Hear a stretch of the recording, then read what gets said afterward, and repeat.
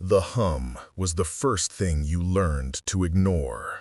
A low, persistent thrumming from the sun, the fusion-powered lamp suspended 12 miles up at the apex of the biome's dome.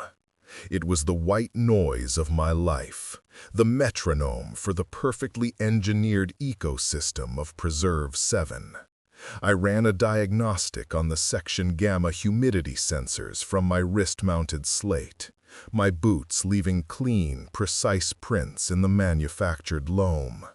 Another Tuesday, another patrol. Log entry, 2045 station time. All environmental markers in the green.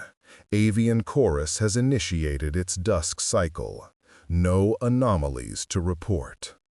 It was a script I'd typed 1,000 times.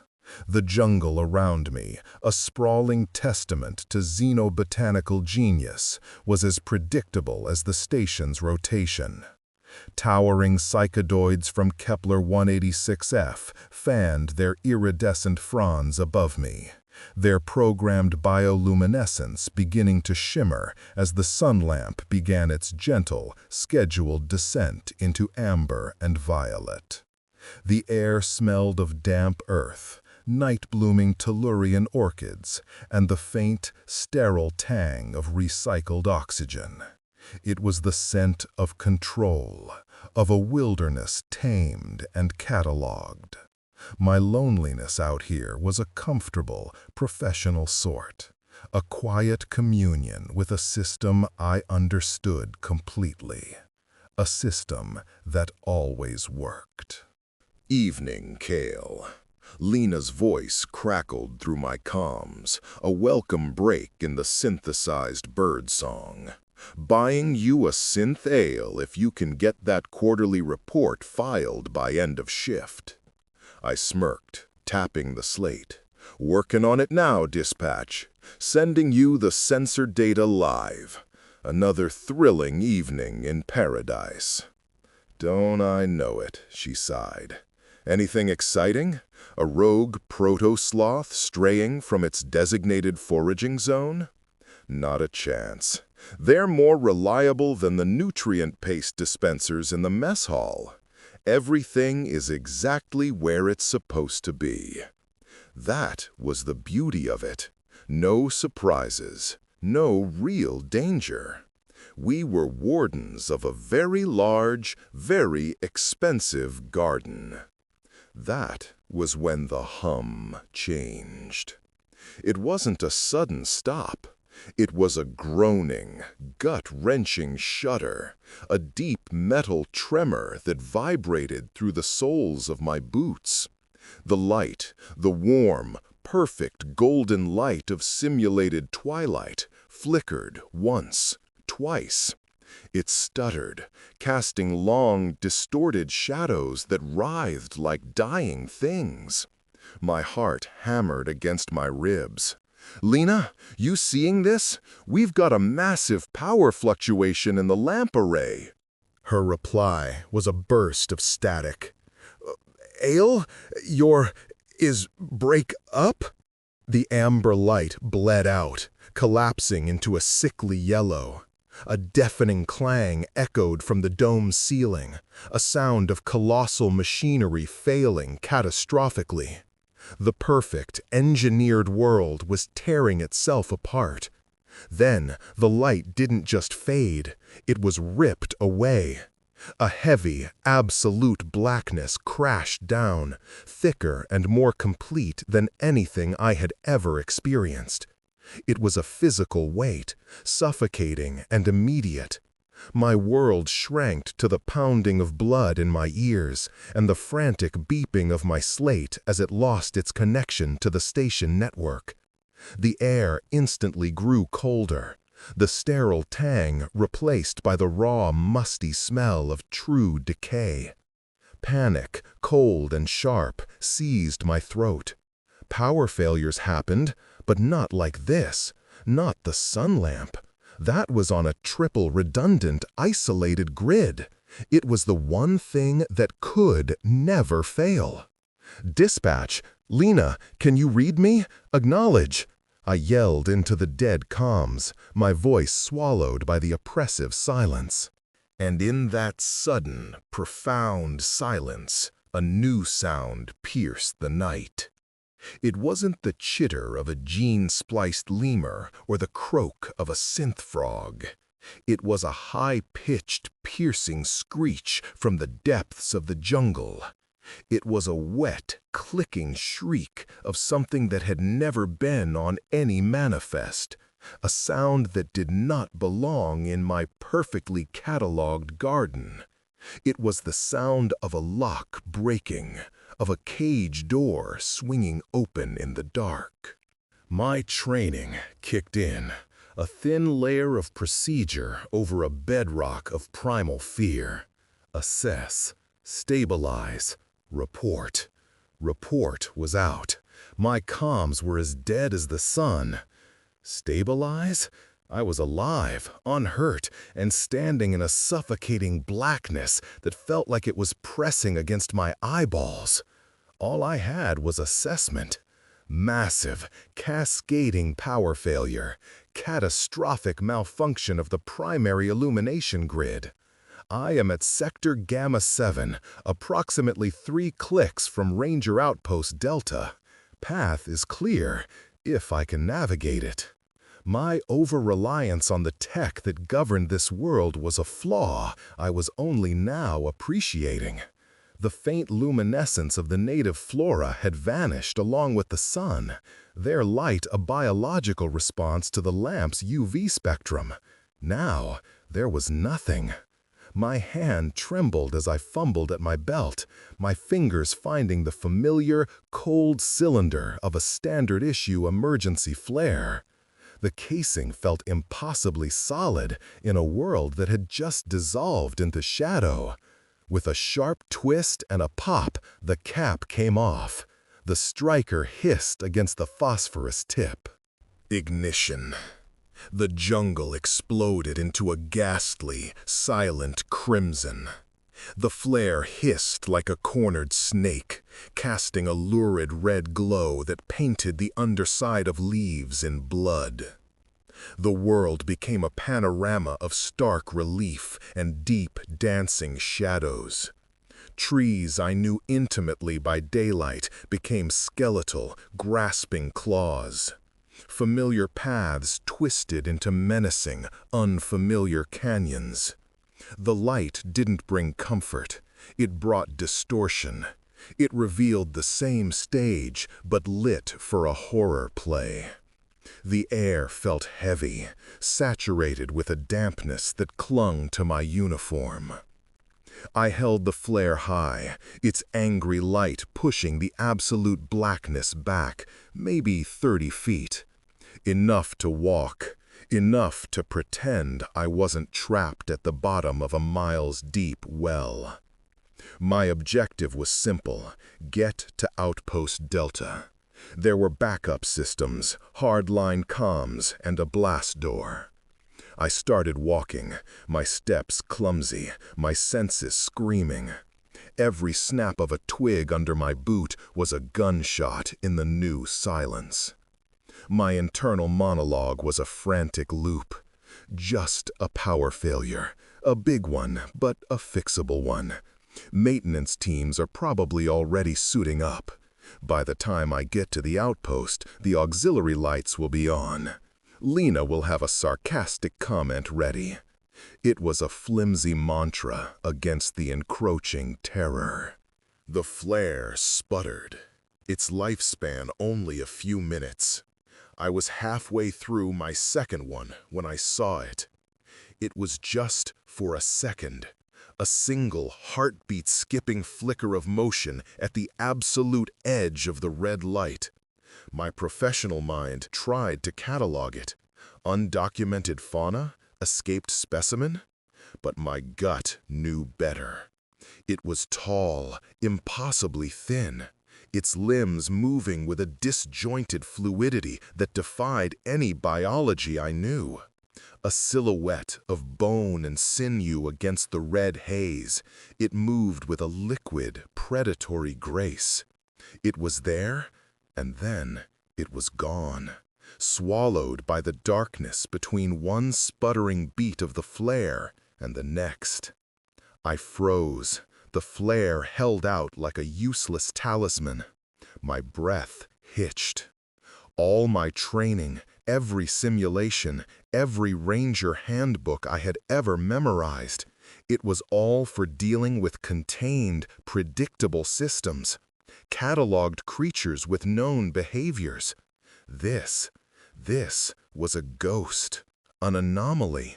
My standard training was a shield made of paper against a hurricane. The flare hissed, dying. The crimson light shrank, the shadows lunging inward to reclaim their territory. I fumbled for another, my hands slick with sweat.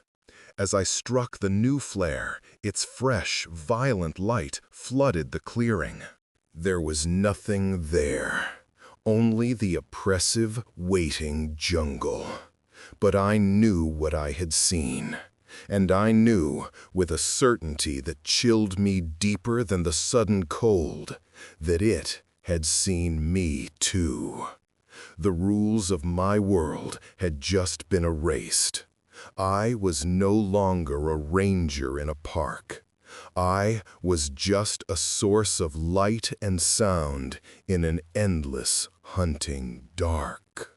The trek to the perimeter was a slow, agonizing crawl through a nightmare.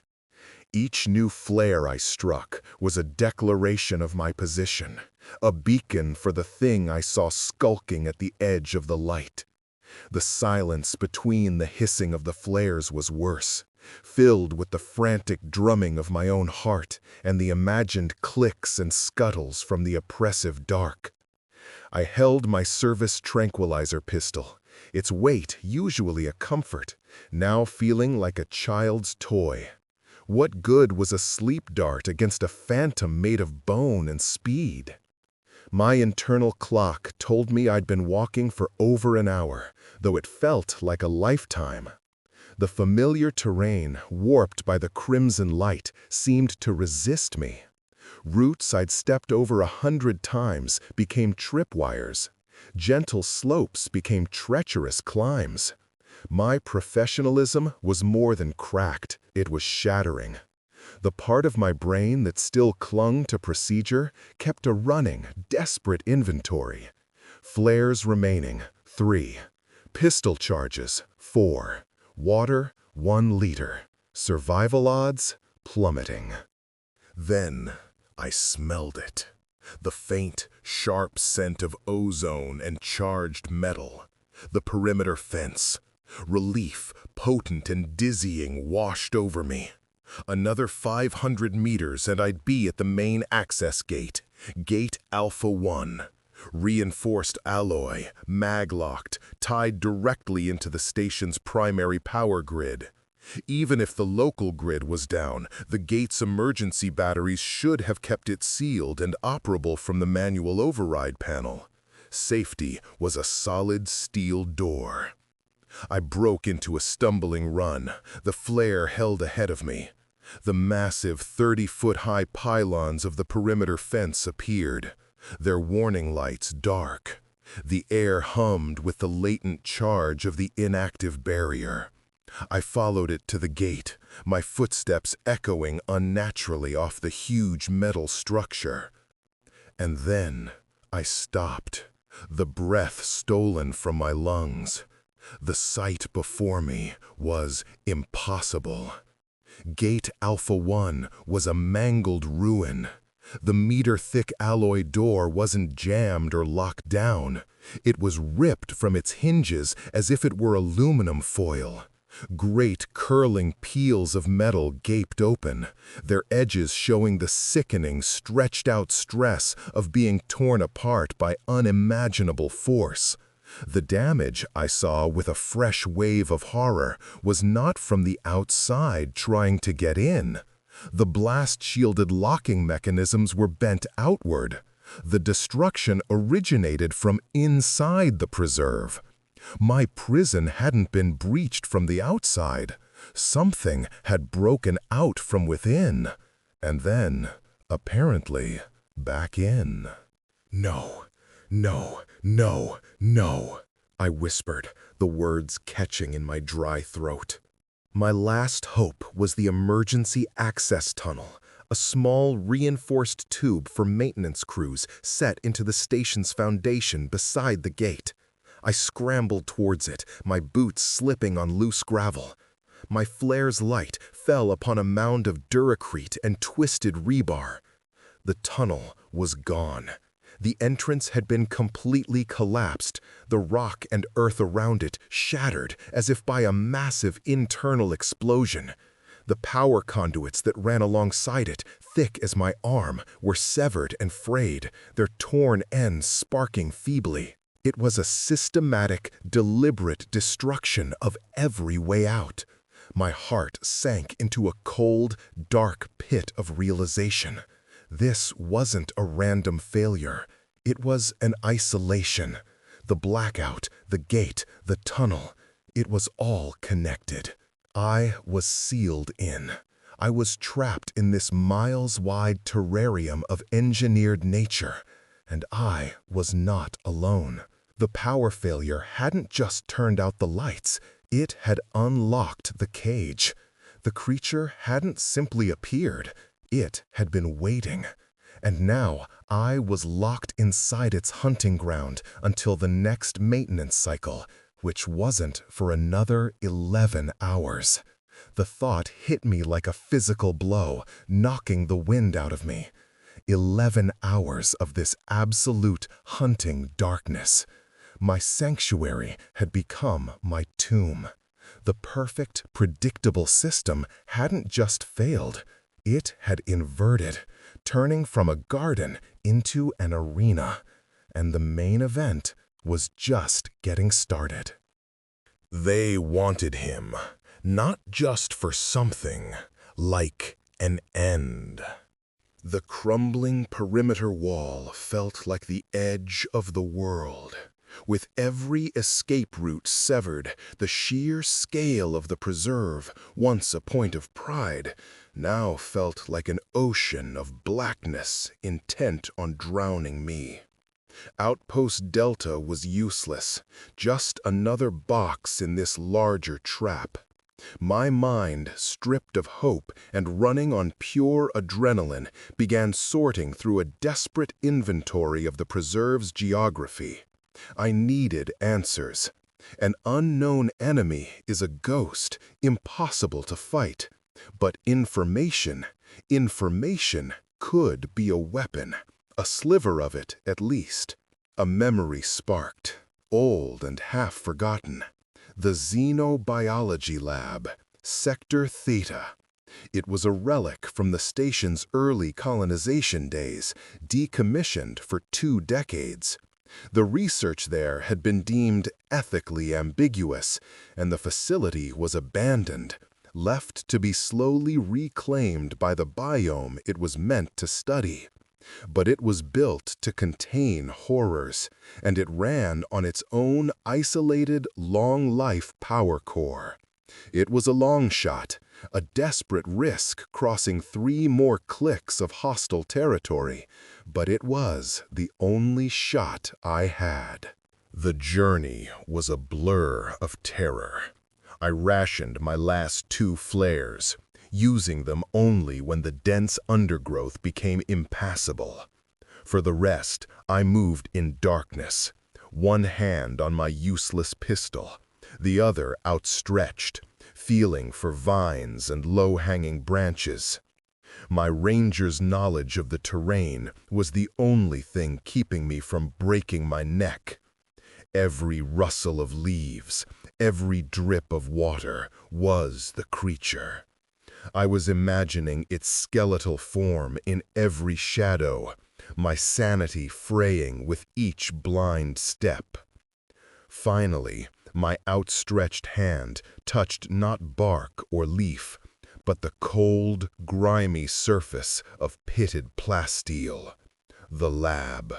Its low, brutalist structure was barely visible, choked with vines and slick with moss.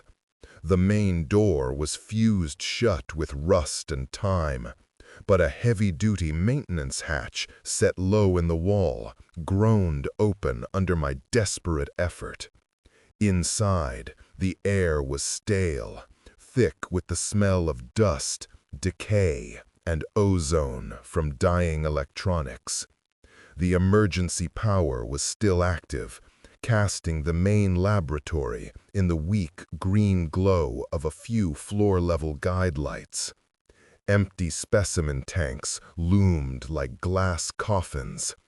Data scrolls and flimsy plast reports were scattered across the floor, rotting into mulch.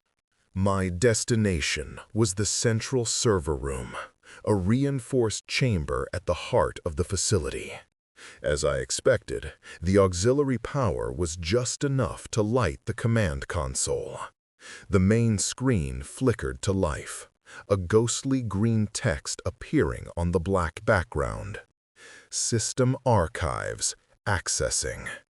Most files were corrupted, whole data blocks rotted into digital noise. I frantically searched keywords: undocumented, threat, predator, containment breach. Hours felt like minutes as I clawed through fragments of lab notes and encrypted reports. Then I found it. A single, heavily fragmented project file, flagged with a dozen high-level security warnings. Project title: Chimera. Subdirectory: Specimen 0. My blood ran cold as I pieced together the shattered data logs. It was a bioweapon, a perfect predator, engineered by a rival corporate state and acquired by the station's more clandestine research division. It was sourced from a tidally locked planet, a world of eternal, absolute darkness. Its primary senses were not sight or smell, but a hyper-advanced form of biological sonar: echolocation. Specimen emits a series of low-frequency clicks, constructs a perfect three-dimensional map of its environment from the returning echoes. It can differentiate between rock, flora, and the delicate muscular contractions of living prey from 1,000 meters away. The last log entry was a damage report, dated almost 10 years ago. A containment failure during a solar flare. The creature, still in its juvenile stage, had escaped into the newly established preserve. Specimen 0 presumed dead. Exposure to high-spectrum UV from the sun lamp should have resulted in catastrophic cellular decay within hours. Presumed dead. The words hung on the screen, a monument to a fatal, arrogant assumption. It hadn't died. It had survived. It had adapted. It had grown in the deep shadows and caves, hunting the biome's other creatures in the brief 12-hour nights. And now, with its one great weakness, the sun, extinguished, the entire preserve had become its native world, a kingdom of absolute darkness. And I was the only thing left on the menu that was new and interesting. The clinical, detached words on the screen rewired my reality. Leaving the dead lab, I stepped back out into the blackness, not as a lost ranger, but as designated prey. The oppressive silence was no longer empty, it was listening. The knowledge from those fragmented logs acted like a key, unlocking a new and terrifying layer of perception. Click. It was soft, barely there. A sound I'd been subconsciously hearing for hours, dismissing it as dripping water or the settling of the Great Dome. Now, it was a death knell. Click, click. The sound wasn't random. It was a pulse, a probe. The lab data scrolled through my memory, constructs, a perfect three-dimensional map, muscular contractions of living prey. It wasn't just hearing me, it was seeing me. It knew the frantic beat of my heart, the tremble in my hand, the sweat beading on my brow. The thought was violating, a cold intrusion into the sanctity of my own body. Every unconscious function was a betrayal, a signal flare in the dark. Panic warred with a grim, burgeoning strategy. I couldn't outrun it. It was native to this environment, and I was a blind man stumbling through its living room. I couldn't hide, not from a sense that could map my own biology, but I had to move. Remaining stationary was suicide. My only option was to make for the most defensible structure I could think of, a place of steel and concrete that might confound its senses. The geothermal relay station near the caldera was 5 clicks east, a fortress. I began to move, but with a new, agonizing slowness. I tried to control my breathing, to place each foot with a deliberateness that felt alien. I wasn't just walking, I was trying to lie to the darkness, to convince the sonar that I was just another part of the environment. Then I saw them. In the faint, residual starlight that trickled through the dome's supposedly opaque hull, I could just make out the path I'd taken earlier, the mud still churned by my panicked running. And there, superimposed over my own boot prints, was another set of tracks. They were 3-toed, talon-like, and impossibly deep, as if something heavy but wiry had stepped there. But that wasn't the horrifying part. The horrifying part was the pattern. The alien tracks didn't just follow mine. They circled them, crisscrossed them, sometimes disappearing for a dozen yards, only to reappear directly ahead of my previous path. My blood turned to ice. It hadn't been hunting me in a straight line. It had been hurting me. That glimpse I caught in the flare, that wasn't a chance encounter. It was a deliberate reveal, a predator showing a fin to a swimmer. My desperate flight to the perimeter gate? My terrifying journey to the old lab? I hadn't been blazing a trail towards safety. I had been running through a maze of its design.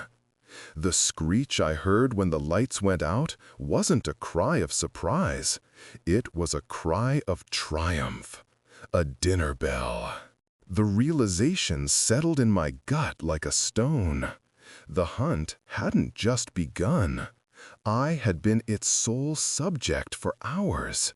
This patient, intelligent thing had been studying me, learning my patterns, cutting off my escape routes, and guiding me through its vast, dark territory.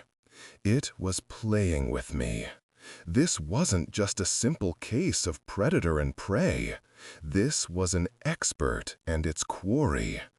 The clicks echoed again, this time seeming to come from my left, then my right, a disorienting, enveloping presence. The jungle was no longer a setting. It was an extension of the creature's body, and I was a single, terrified nerve ending twitching within it. The facts, the truth, the plan, the end justice, all begin with this.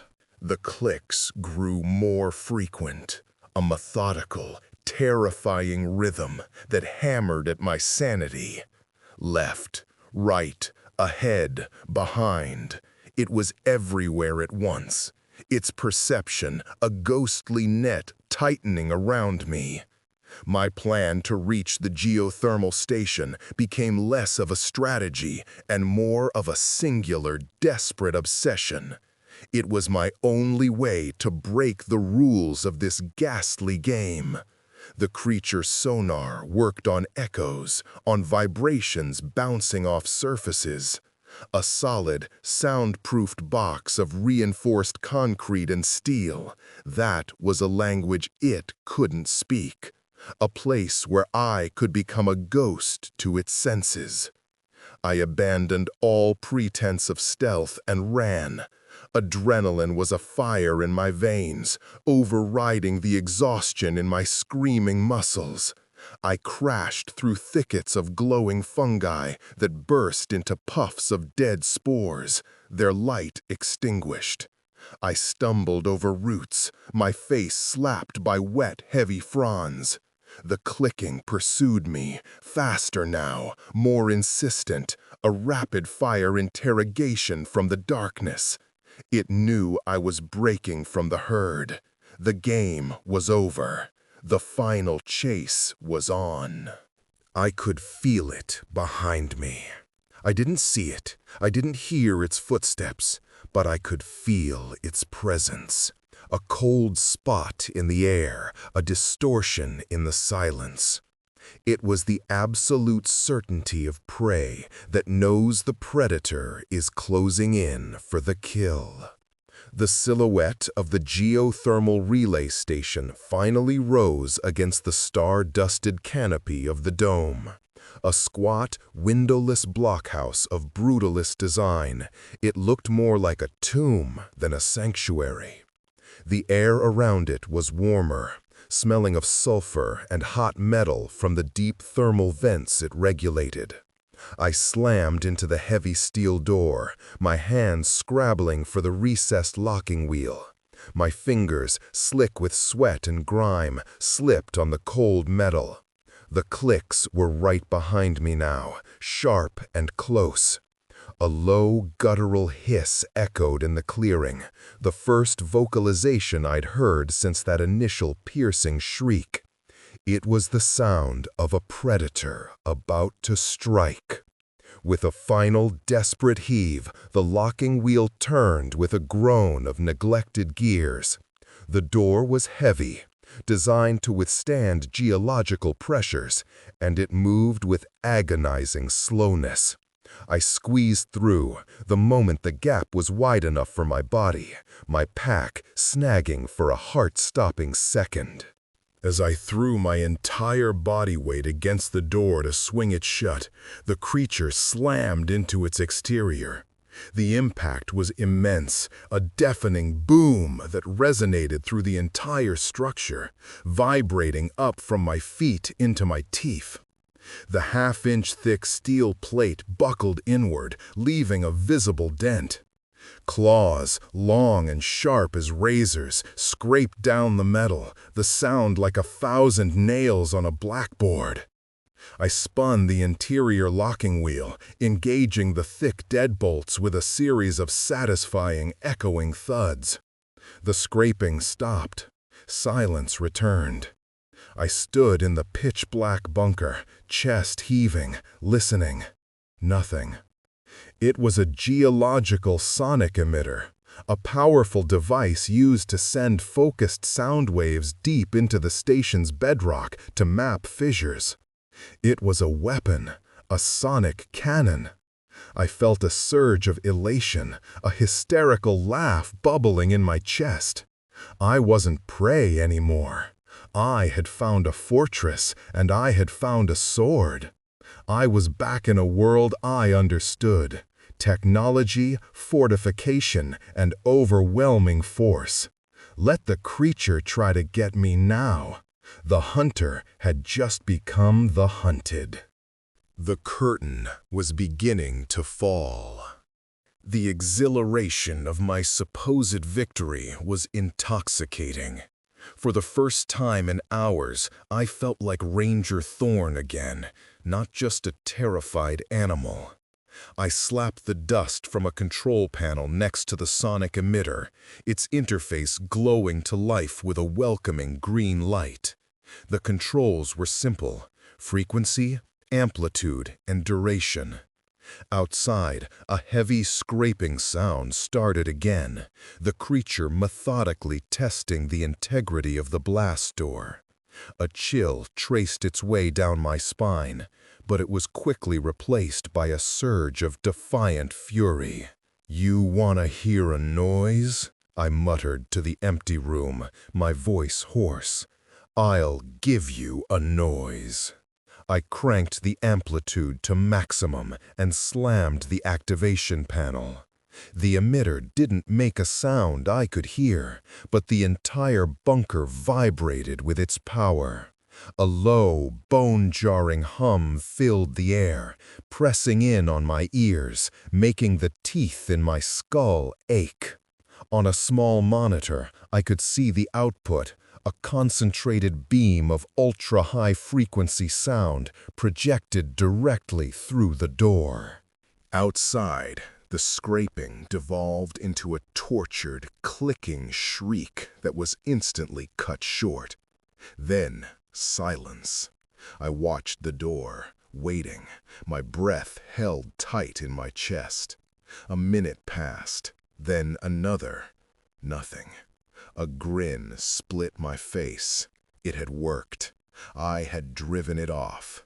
The sonic blast must have been agony for its hypersensitive echolocation. The creature was intelligent, but it was still an animal, and animals learn to fear pain. I allowed myself a moment to breathe, to truly relax. The medical cabinet yielded sterile water and high-protein nutrient bars.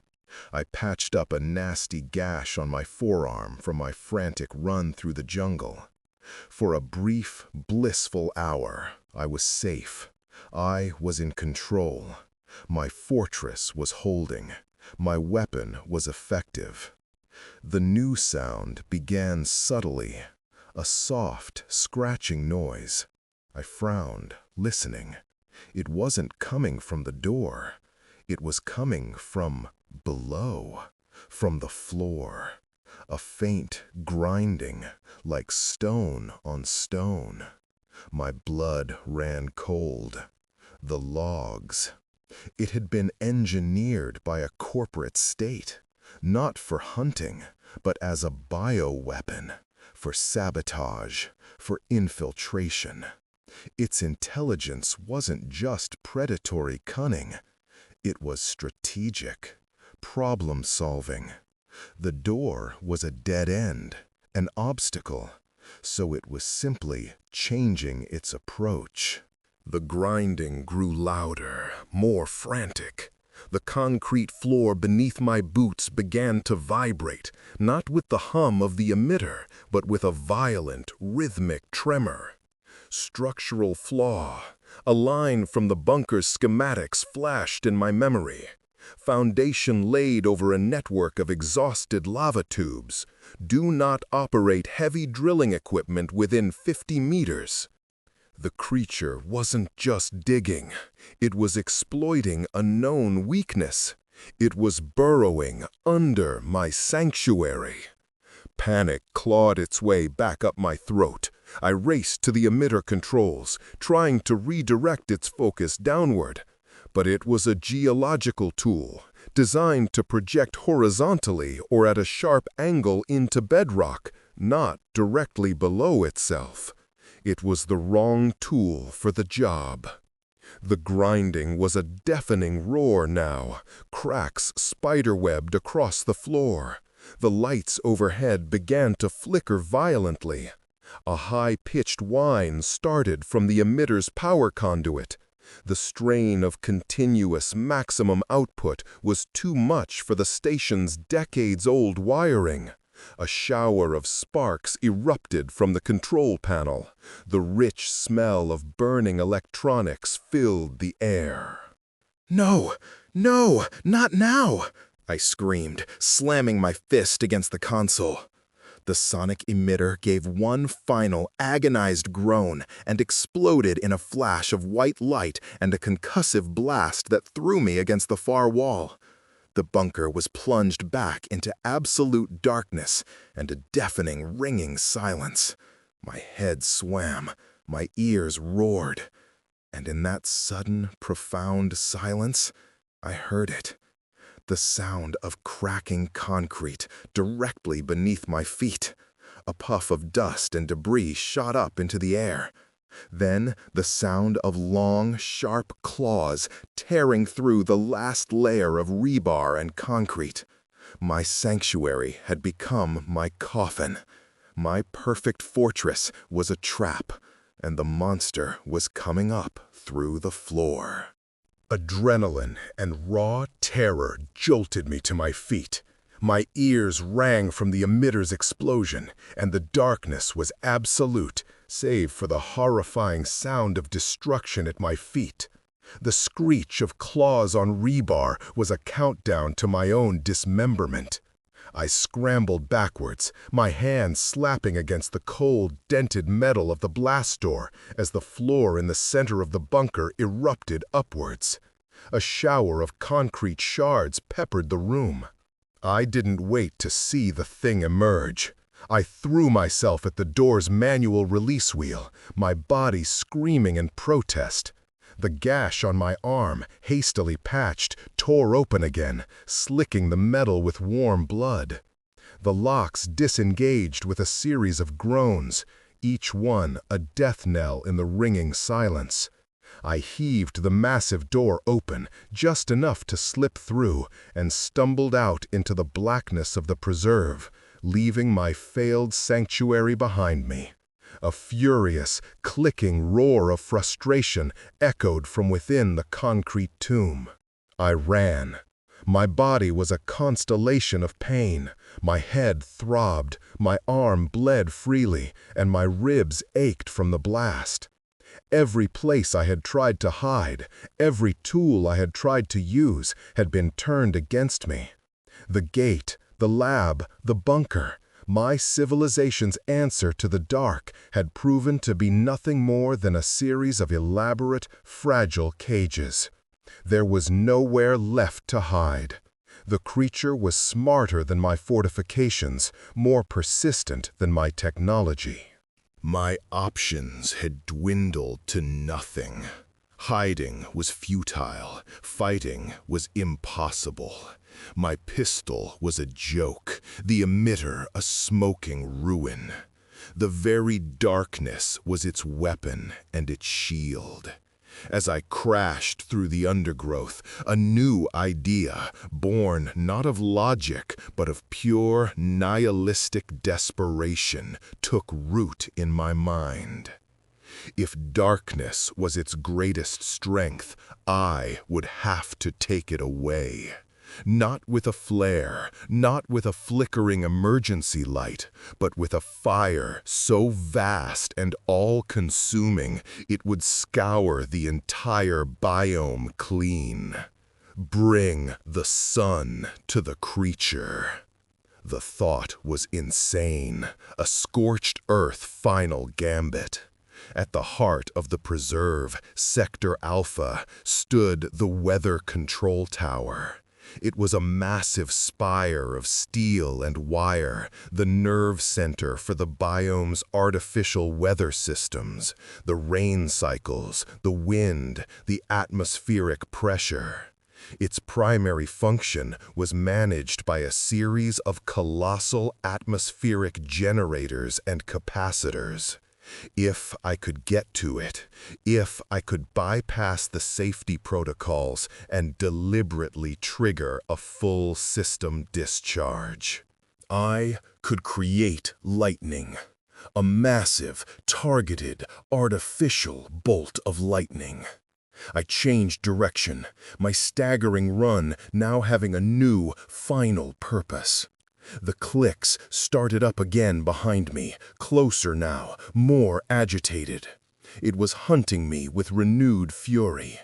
The image of the weather tower, a steel spire against the black dome, burned in my mind. It was no longer a piece of regulatory equipment. It was an altar. and I was going to make a sacrifice of fire and electricity, dragging my personal devil down into the flames with me. I was out of places to hide, so I would become the storm. The journey to the weather tower was the longest 10 clicks of my life. My body was failing, the initial surge of adrenaline fading into a deep, throbbing ache. The bleeding from my arm had slowed to a sluggish ooze, but I was lightheaded, my steps unsteady. I was no longer a ranger. I was a wounded animal, and the predator was closing in.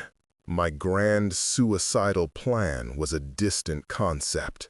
The immediate reality was the next 10 feet of blackness.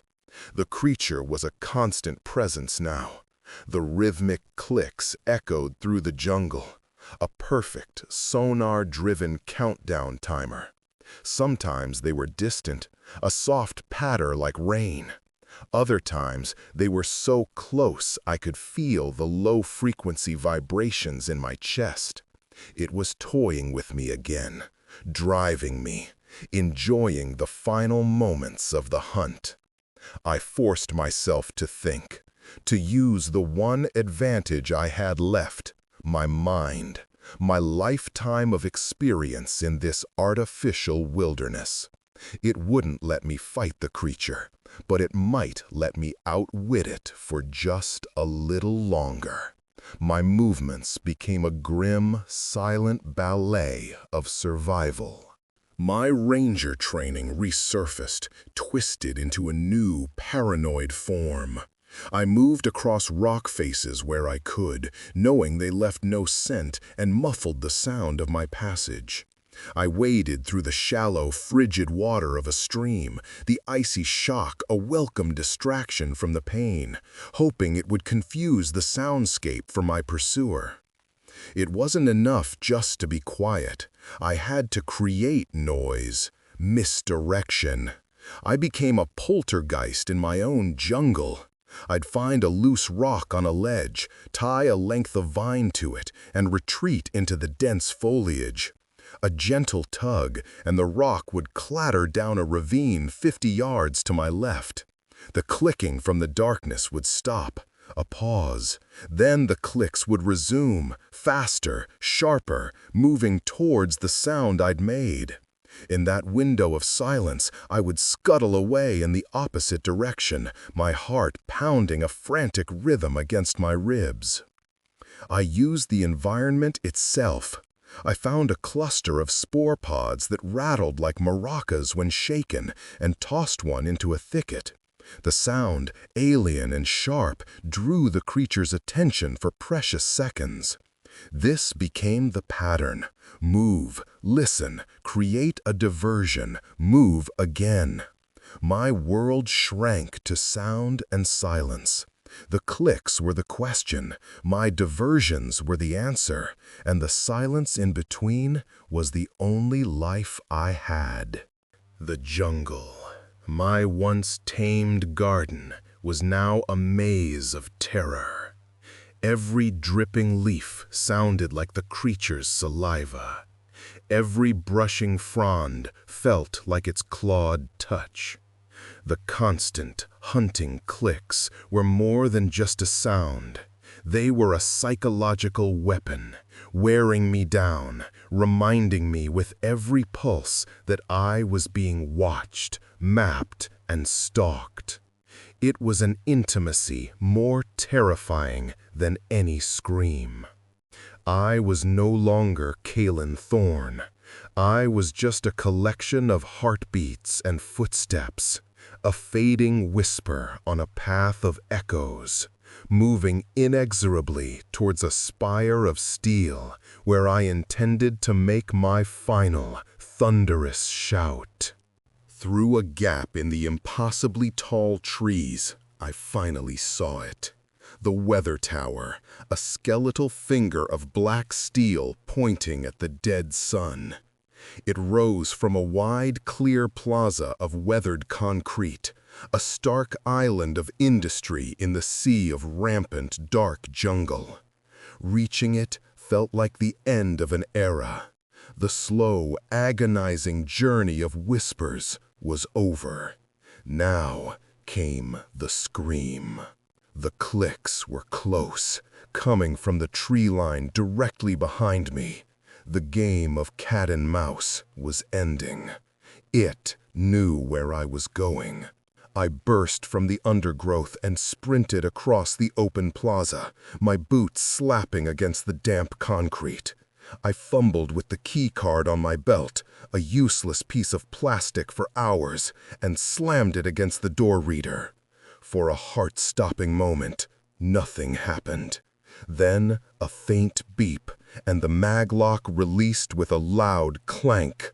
The tower still had its own auxiliary power. I threw myself inside, sealing the heavy door behind me, just as the creature's lithe skeletal form hurtled out of the darkness and slammed against it. The metal shuddered, but held. I didn't wait. I took the emergency ladder 2 rungs at a time, climbing through the tower's metallic skeleton towards the control room at the apex.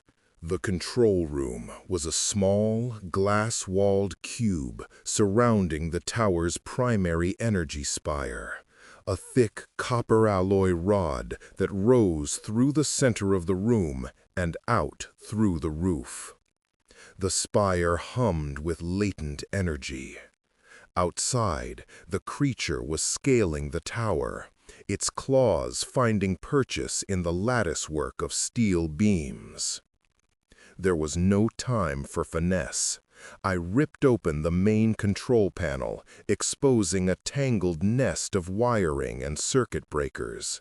Bypassing safety protocols was a messy, brutal process. I found the main capacitor discharge conduit and, using a steel pry bar from the emergency locker, jammed it against the primary routing bus. The effect was instantaneous. A deep, seismic hum vibrated through the tower. The air grew thick with the metallic taste of ozone. A piercing, continuous alarm began to blare from the tower's external speakers, a shriek of failing systems that was an open invitation to the monster outside. The spire in the center of the room began to glow, first a dull red, then a blinding white hot. The glass wall of the control room exploded inwards as the creature smashed through it. It unfolded itself into the room, a nightmare of glistening black limbs and a lipless mouth filled with needle-like teeth. Its eyeless head swiveled, the rapid clicks it emitted becoming a continuous, deafening roar of sound as it mapped its confined, screaming environment. It saw me. It saw the glowing spire. It lunged. This was the final gambit. I wasn't just summoning the storm. I was the bait. I threw myself sideways, scrambling away from the console and directly towards the energy spire. The creature, all predatory instinct, changed its trajectory, its focus entirely on me. It bounded over the ruined console, its claws tearing through the metal. I pressed my back against the protective railing around the base of the spire, the heat scorching through my uniform. The creature gathered itself for a final killing leap. Just as its talons left the floor, I threw myself flat, rolling beneath its trajectory. It couldn't stop. Its momentum carried it forward, and it slammed headfirst into the white-hot energy spire.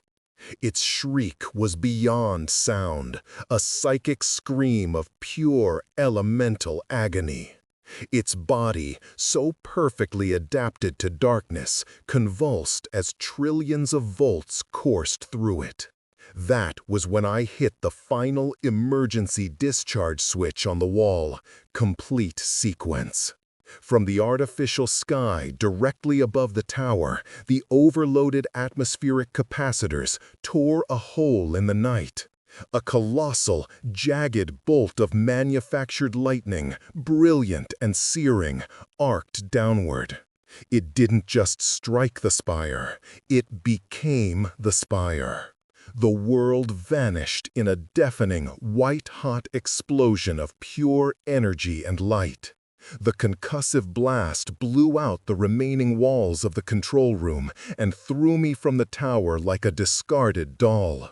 My last sensation was of falling, tumbling through a blinding, roaring whiteness, the creature's final vaporizing scream swallowed by the thunder. Consciousness returned, not as a gentle awakening, but as a violent system reboot. My first sensation was pain, a dull, universal throb that sang in every nerve ending. My second was the smell, a cocktail of scorched metal, burnt meat, and wet ash that clogged my throat and made my eyes water. I was lying in a crater of blackened earth and twisted steel at the base of the ruined weather tower. One of my legs was bent at an angle that defied nature, and my left side felt like one massive weeping burn. I tried to push myself up, but my body responded with a fresh wave of agony and a grunt of protest. I fell back, my head hitting the soft, charred soil. Above me, the jungle canopy was shredded, a jagged wound torn through the miles of artificial foliage. Through that wound, I saw something I hadn't seen in 12 agonizing hours. Light. It wasn't the brilliant flash of the lightning, but a slow, steady, and beautiful glow. The biome's primary systems, thrown into chaos by the overload, were rebooting. The first true rays of the restored artificial sun were cutting through the smoke-filled air. Long, golden spears of light pierced the gloom, illuminating floating motes of ash like dust in a cathedral. The familiar, life-giving hum returned, a gentle thrum that promised a new day. My eyes fell upon the wreckage of the tower spire, which had been blown clear and had landed 50 feet away. Impaled upon its melted, misshapen length was what was left of Specimen Zero. It was smaller than I had imagined, its impossible height and terrifying presence a product of darkness and shadow. Now, under the clarifying light of the artificial sun, it was just a corpse. Its alien flesh, never meant to see such light, was sizzling and steaming, thick, oily smoke rising from the charred, skeletal frame. Its lipless mouth was frozen in a rictus of its final scream. It was grotesque, alien, and most importantly, it was undeniably dead. A sob, dry and ragged, tore from my throat. It was a sound of relief so profound it felt like grief. I had won. I had survived the night.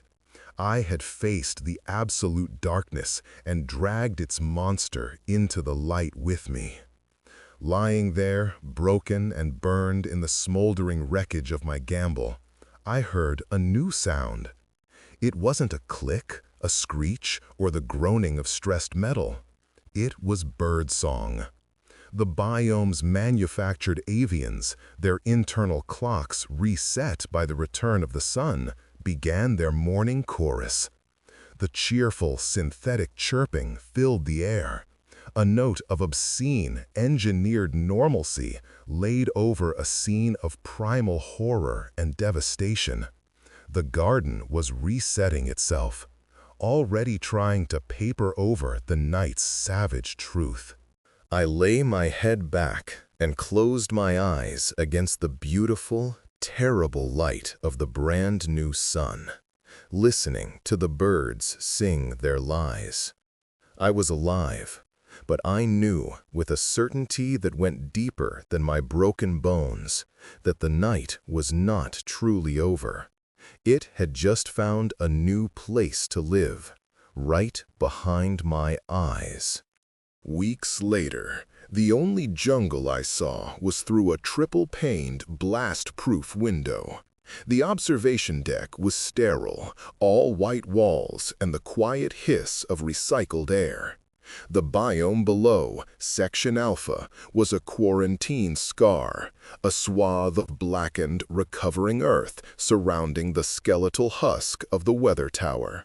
My reflection floated over the scene, a ghost in the glass.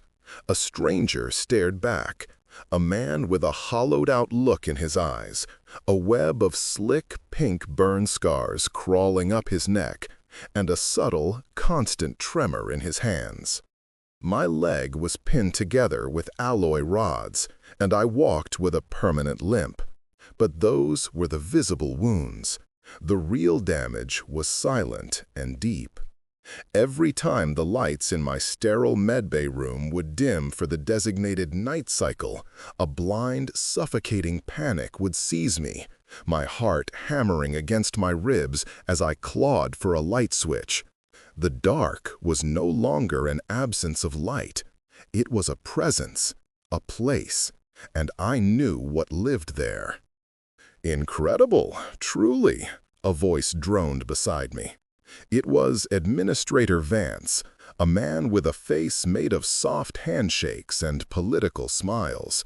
He had been a part of my debriefings, his questions always focused on system failures and liability reports, never on the clicking.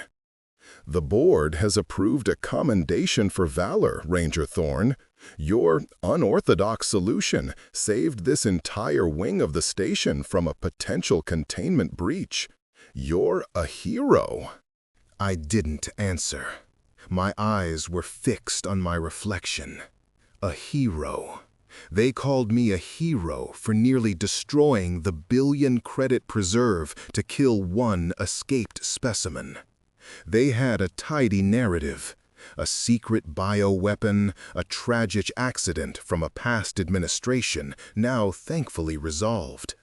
They used words like contained and neutralized.